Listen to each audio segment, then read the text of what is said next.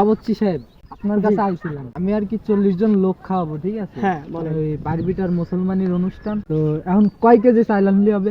চাইল আনো তুমি 60 কেজি, 60 কেজি। না 70 কেজি এরকম আনলেই আমি ওটা মেকআপ করে দেবো, সমস্যা নেই। আচ্ছা, গোশত কয় মন লাগবে না? 4 মন 4.5 মন এরকম হলে চলবে। আচ্ছা, তাহলে লবণ কয় কেজি লাগবে না? 60 থেকে 70 কেজি তুমি আনো।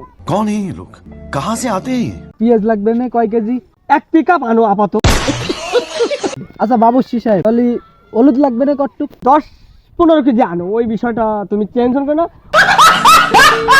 আচ্ছা, তাহলে তেল কটটুক লাগবে? যেহেতু 40 জন খাবে, এত বড় আয়োজন, ঠিক আছে, 1 গ্রামের মানুষ তো খাবে, তাহলে তেল কটটুক লাগবে না? 1 কার্গো আনো, 1 কার্গো যতটুকু লাগে ওটাকে আমি পরিমাণ মতো নিয়ে নিই।